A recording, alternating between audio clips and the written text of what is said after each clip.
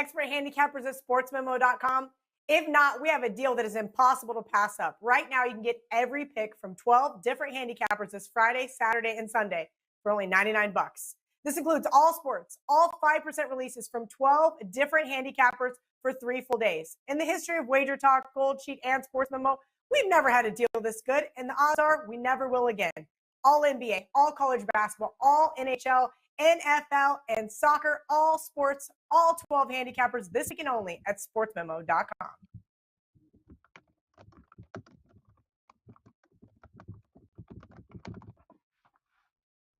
And away we go, guys. Welcome in. It's another edition here at the College Basketball Tip-Off Show, powered by WagerTalk.com. January the 20th. That's right, Wednesday. And we've got 4 games, as usual, that we're going to break down for you. Let's take a look at them. Across the board, some great games, too. Clemson taking on Georgia Tech. VCU taking on the Bonnie, St. Bonaventure. Providence, Creighton, as well as another SEC battle here. Bet you this one goes over as well. Auburn taking on Arkansas tonight. We'll go ahead and get all of these games broken down. Plus, we'll do a little best bets, and we'll bring in our friends from the Gold Sheet, see who they like today, while we bring in the panel today. Loaded once again, as usual. Dave Koken back in action. Tony Mejia again for a second day. And our good friend Matt Josephs from sportsmemo.com, mid-major Matt. And here are their Twitter handles, guys. Make sure you're following each and every one of them. Always a lot of fun, always great information coming your way. At Mejia Dinero, at Mid-Major Matt, at Dave Koken. Jot it down, guys. Make sure you check them out. And gentlemen, welcome in once again on this Wednesday. And Dave, we missed you yesterday, my friend. Hope all was well. A nice, relaxing day for you. What'd you do, if anything, last night? What do you got going on today at Wager Talk? Well, I mean, I'll mention this because it's the NHL, but I got to mention it. I'm off to an okay start in hockey, but I've had 3 losses so far since the start of the season. In all 3 games, I had a 3-1 lead and lost them all in overtime. So all I can tell you is I'm making good reads because I think I've had 5 winners, and they've all been pretty easy. So pretty happy with that. I have a best bet in the NHL tonight. 1 college basketball play. It's a 3% play on an early game in the Southern Conference.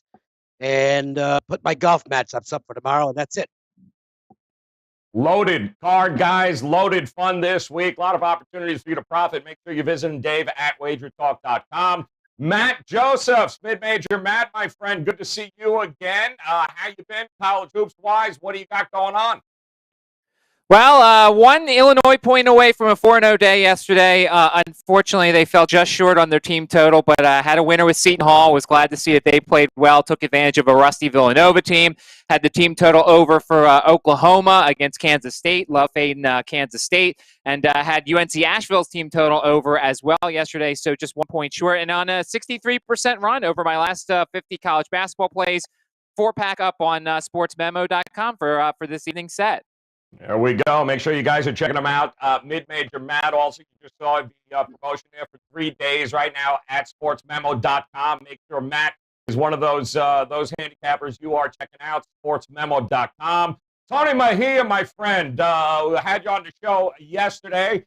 How did it go last night outside of, I still think Alabama's scoring points as we're talking right now against LSU, but how was your night and what do you got going on today?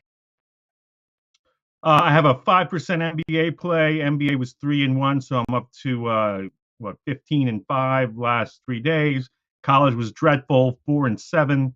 And for me, when I see no shows like Tennessee and LSU, who I both expected to win, especially running pretty hot in the SEC, that's a really off night. Did not like that Rick Barnes tried to throw his team under the bus, particularly his seniors. It was a collective no-show, including him. So I got to kind of blame him instead of myself. But beyond that, we were running hot in college basketball, so hopefully just a hiccup, and we'll ride back with a pretty heavy card tonight. Yeah, listen, it's going to be a fun card tonight. That is for sure. When we check it out, and guys, again, 4. That's right, 4 games here. We'll break down plus the best bets. Do want to remind you, Matt Joseph, sportsmemo.com. Tony Mejia, Dave Koken, WagerTalk.com. The opportunity guys grab their best bets. Grab a 3-day, 7-day, 30-day all-access package. It's the way to go, whether it be college hoops, NBA, like Dave said, golf, you name it. These guys are ready to rock and roll, making a profitable week now. Get yourself that all-access pass over at WagerTalk and SportsMemo.com. Some of the top performers from yesterday, we'll quickly go around the horn. Champagne, you talked about him, Tony Mejia, on the show yesterday when we broke down Pitt and Duke, as well as Jalen Johnson, the return of him. Both kids did not disappoint. And John Petty at Alabama, I believe, is still making threes. It seemed like he did not miss, certainly early on in that game last night. And part of the covers, the best covers that we had, or at least the biggest covers of the night last night, was that Florida-Tennessee game. Like you said, Dave, I don't know if you had a chance to see any of these games or what you had a chance to watch last night, if anything, but what stood out to you most last night? A lot of upsets. I thought the thing that stood out most to me was Michigan just absolutely crushing Maryland. I wanted to see what Michigan would do coming off their first loss, and they responded like a potential championship team will respond. That was very impressive. Yeah, no, that's they're no joke there. Matt, what stood out to you last night, if anything? And we'll throw up the biggest overs and unders as well, so we can take a look at that. What game stood out to you last night, Matt? USC just, I don't know what to make of USC. They're so talented. We know Andy Enfield's such a good coach, but they played down to Oregon State. I mean, Oregon State's got some decent talent, but there's no home court advantage. The USC game was very interesting to watch because I want to back USC, especially in that conference. But if they're going to keep playing down to their opponents, also the Campbell-Radford game was fascinating. Those two teams are playing once again, and how many times Radford sent those things into extra overtimes, and then in the end, the cover. It'll be interesting to see who has what in terms of energy for this game this evening. It's. I also want to thank on that list there Mississippi State for not scoring 50 last night. I appreciate it there while I threw up watching the second half of that game. Thank you very much. But we've got a couple of really good games here tonight, guys. Let's dive into the first ACC matchup. How about Clemson taking on Georgia Tech tonight here? And this game opens up almost a pick 'em here. Georgia Tech -1, total hovering around that 130 mark. And I don't know, Dave, I'm going to start with you here. Clemson, I don't know if they're as good as everyone wanted them to make them out to see, but, where do you have these two teams? Is it a pick 'em in your mind? No, I give an edge to Clemson here, and it's just a situational thing for me. Clemson's off a really bad game against Virginia. I mean, they got humiliated, lose by 35 at home. Georgia Tech's been playing well, but the Yellow Jackets look like they're going to be down a couple of guys tonight. I think it's a good spot for Clemson to bounce back, get a win on the road. Tony, talk to me. Clemson here. And we know the defense. They've had a couple of rough games here over the last month or so. But what do you think about Clemson's chances here against Georgia Tech? I want to see who's playing for Georgia Tech. I think we're going to find out in warm-ups. I mean, you can only hide so much who's going to play and who isn't.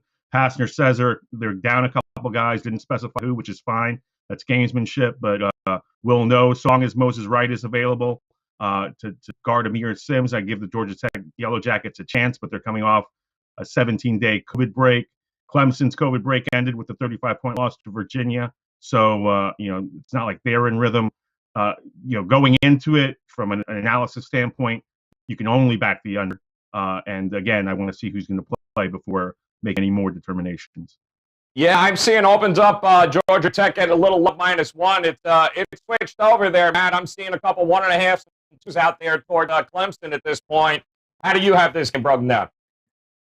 Yeah, for my last night, I took Clemson +1, and just doing a lot of the reading everybody else has mentioned. Josh Pastner hinting that he's not going to have everybody, and that conditioning may be a bit of an issue. And I figured, look, I don't want to wait and see who's out for Georgia Tech. It's not like they have a ton of guys that are that good. So I took the +1. So, if it covers, that's great. I mean, beating the closing line value is fantastic, but I mean, it has to win for actually to matter.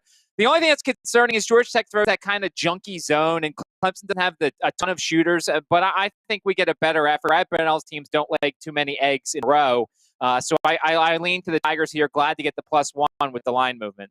Yeah, the total hovering right around that 129, 129 and a half, not getting a lot of movement one way or the other at this particular point.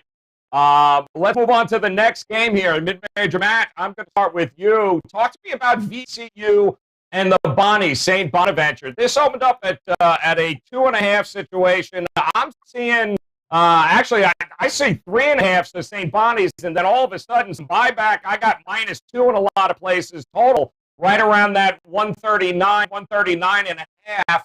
How do you have the Bonnies in this going up against VCU? I mean, the last few years, the Bonnies have gotten destroyed. You go back 2 years ago, 3 years ago, 2 years ago, they lost by 30 at home to VCU. And then you go last year at the Siegel Center, they lose by 28. And it's somewhat of a bad matchup because St. Bonaventure just doesn't have a ton of guards. When you look, Lofton's going to probably play 40 minutes. And when you're going up against Havoc here, you need to have plenty of guards. You need to have plenty of guys who aren't going to turn the ball over. Now, the caveat here is VCU didn't expect to be playing this game.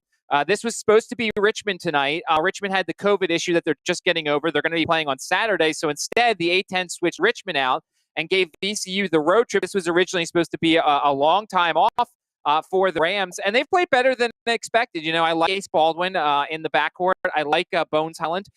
You know, they're getting Brendan Bacon Medley back, the 7-footer. So they're going to have the size inside to throw it Osunye. I like the Rams once again. Something about this matchup just gives them the edge here. They've got the size and they've got the Havoc style that I think could give the Bonnie some fits.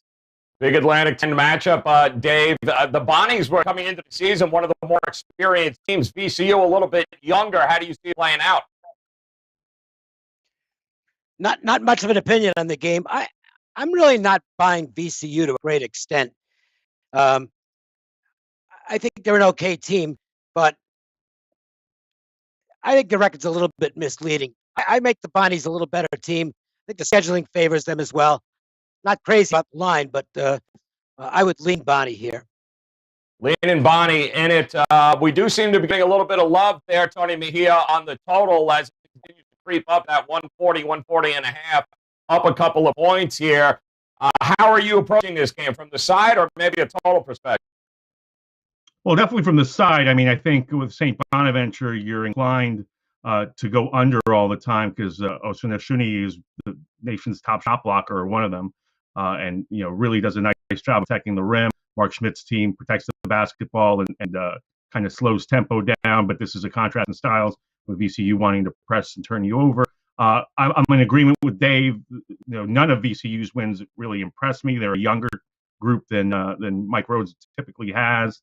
And so from that standpoint, I favor St. Bonaventure. I think that's the way I'm going to go. This will probably end up being one of my plays. Like I said, I love Oshuni protecting the rim. Jared Holmes, Kyle Lofton done a really nice job in the backcourt. I think they'll be able to withstand the pressure and deliver down the stretch. So give me Bonaventure, especially with the buyback getting this down to 2. You know, potentially you might want to do money line on this one. Full experience at home going up against a younger team. I tend to agree with you there. Guys, before we head over to Providence and Creighton, just another quick reminder, too. These guys, their best bets are up and ready to rock and roll. It is a huge week, certainly for Dave Koken. He's got golf coming up, the American Express this week. There's a European event. There's plenty going on in the NHL, NBA, of course, college hoops here. Best bets are available now, guys. Get yourself a 3-7 30-day all-access pass to Tony Mejia. Head over to sportsmemo.com. Get an all-access pass to Matt Josephs right now. Great opportunity there to get all those plays at Sports Memo for 3 days at one low price. So opportunities galore here. And even tonight, maybe in this game here, we'll take a look at Providence taking on Creighton. And Tony Mejia, I'm going to start with you. This game opens up double digits here. I'm looking at 10 when it opened for Creighton. And the total hovering around that 145 here. We generally associate a lot of baskets when we're talking about Creighton when they get it going here. But how are you approaching this game tonight? Well, killing 2 birds with 1 stone. This is the Gold Sheet Play of the Day, written by yours truly. And really, you know, we have to project who's going to be healthy or not. Marcus Zegarowski's missed the last couple of games with a hamstring injury. I think he's going to play tonight. They said he's ramped up. Unless there's a setback, I'm expecting him to play. And Jared Bynum, you know, one of the top playmakers for Providence, really takes some pressure off. David Duke is questionable and probably won't play. So that's one reason why I really favor Creighton in this one. They've been fortunate to get by without Zagorowski. Denzel Mahoney has really played well, but they could use him. Preseason Biggie's Player of the Year who hasn't really played to his potential. Maybe there's a reversal of fortunes for him going forward now if he clears this injury. From the standpoint of the style in this game, Creighton wants to get up and down, and Providence really is deliberate with their offense. Sometimes that takes Duke out of rhythm. If he can get it going, I think we have a chance at the over here. But Ed Cooley just takes the air out of the ball too much for me to press that button. So potentially, if he has a bad shooting game, Creighton did a nice job on Nate Watson in their first meeting. I could see this being a double-digit win, and that's what I wrote up for the gold sheet. That's what I expect to see happen. Laying 9, give me the Blue Jays. Both teams coming off losses there. Providence trying to break a 3-game losing streak, and Butler handled the Blue Jays there, David, their last game. How do you have these two teams lined up here tonight in this one? Well, the first of those 3 losses for the Friars was at the buzzer against this Creighton team, and then they lost on a 3 at the buzzer against Xavier and were handled pretty well by Marquette. So they're not in good form. They've missed Bynum because it really is forcing David Duke to do too much on offense. The revenge factor, I kind of like the Friars from that standpoint, but I don't like the fact that Creighton's off a loss themselves. It's a very tough home court. I don't want to lay this much, so I'm going to stay out of it, but I expect Creighton to win, but not comfortable laying the points here. Yeah, it's a big number, Matt. 9 is what I'm seeing. It's coming down a little bit, total holding strong, but where are you looking to approach this game from? Team total? How are you going at this? Well, I mean, it's a Creighton home game, so I always look at the first half over there, and I'm looking at the Creighton team total first half over. It's 36.5. They average 44.4 points in the first half at home. Providence's defense on the road allowing 35.6. They've actually allowed almost 38 in their last 3 first halves. Creighton they're a team that just scores and plays like the Golden State Warriors at home. Last year, this game was a 41-37 game at halftime. We saw a ton of points in the first half in Providence, and you don't usually see that from Creighton on the road. So it's the same old with me. First half Creighton team total over, and then the first half game over, because I just think the pace is going to be good enough that you're going to see plenty of points from both teams. Yeah, it's funny. Last time you were on the show, the last couple of times you were on the show, as a matter of fact, that's been a winning bet. So if it ain't broke, don't fix it by any stretch of the imagination. And our final game here, guys, that we'll talk about SEC. How about Auburn taking on Arkansas here? Arkansas laying 5 as an open. Total hovering around that 155 mark. And Matt, I'll come back to you, my friend. SEC just seems synonymous with over these days. How do you have these two teams lined up here tonight? Well, I mean, for Auburn, it's pre-Sharif Cooper and it's post-Sharif Cooper. And you go and you see what this team has done offensively. 90 against Alabama, even though in the loss, 95 against Georgia. And they played the slowdown game, and they played an ugly game against Kentucky at home. A little bit of a worry about the post-Kentucky hangover, but a win over the Wildcats just doesn't mean as much nowadays. Auburn turns the ball over quite a bit, 321st in turnover percentage on offense, and you've got an Arkansas team that will force some turnovers when needed. They have lost 4 of their last 5. Slightly into Auburn here on the road, but something I'm probably not going to play tonight. Yeah, Tony, I would say that 90-59 loss there to Alabama. Looking at Arkansas, after last night, I can't hold it against them here, but this total has gone from 155. I'm seeing 161s now, 161 and a half. How do you have this game tonight? Yeah, I mean, I think both teams get over 80. Didn't get in on this early, so I may stay out of it, but we'll see.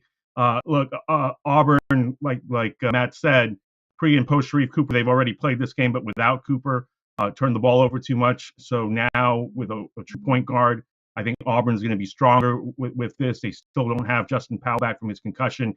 He had 9 assists in the first matchup. So Cooper's return eligibility being reinstated kind of offsets that, but they'll still miss Powell. Arkansas got Justin Smith back. So that helps their rebounding. He's still not 100%, but it takes some pressure off Connor Vanover, a 7'3" kid who shoots threes and really extends that defense. Auburn, the wrench in this equation is that they did play a low-scoring game against Kentucky.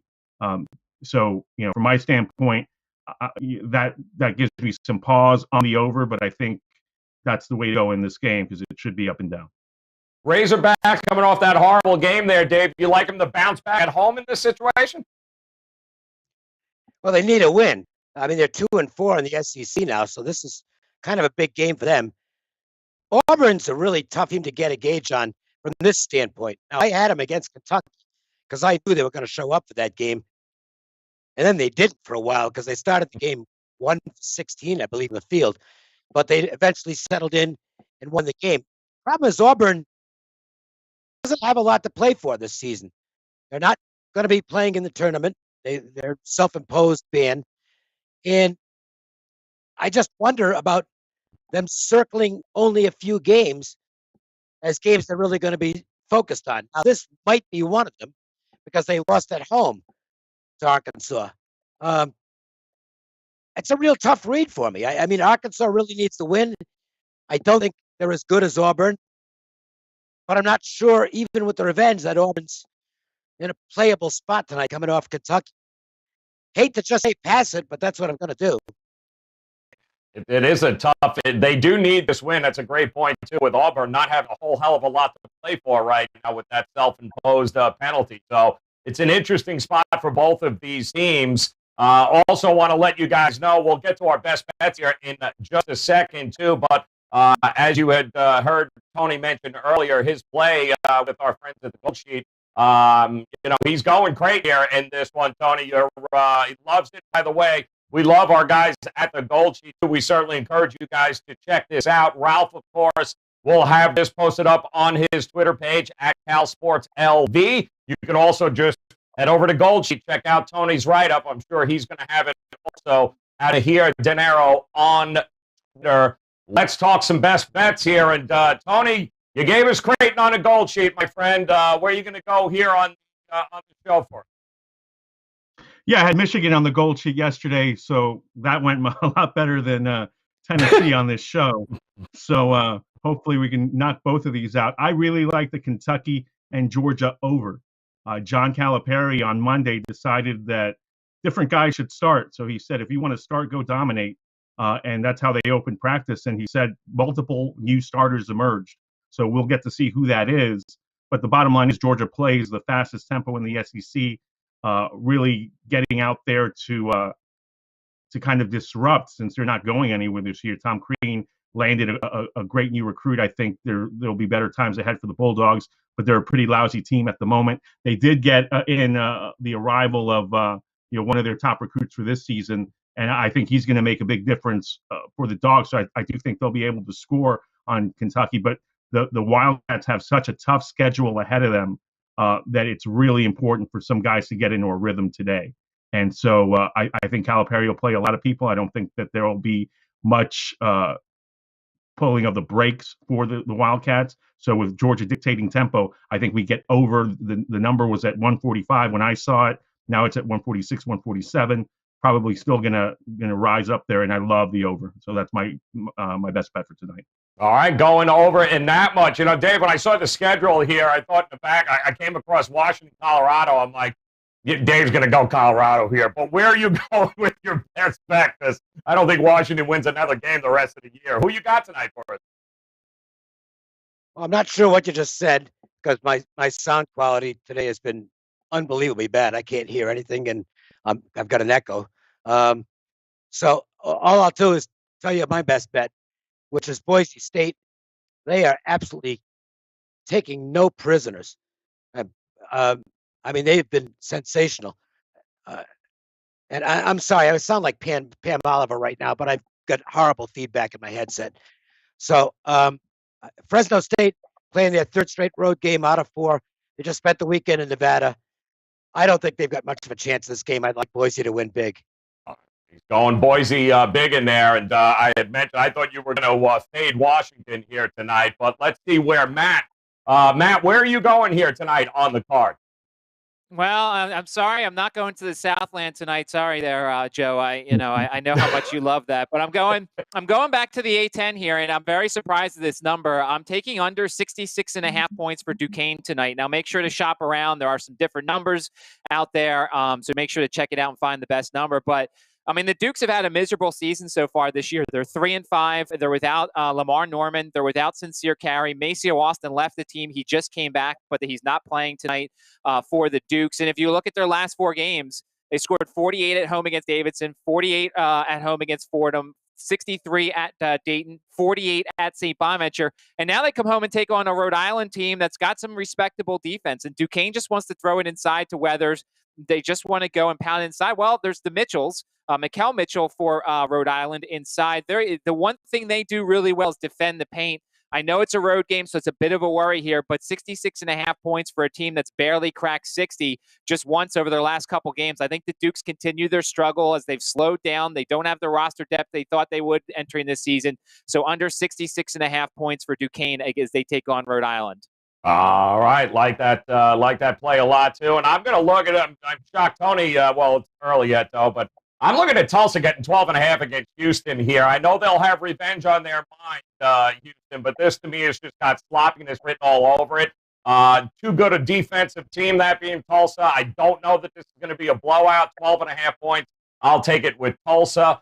And a quick recap, guys, of the best bets here on the College Basketball Tip-Off Show. Matt, going Duquesne team total under 66.5. Dave is going to go Boise State.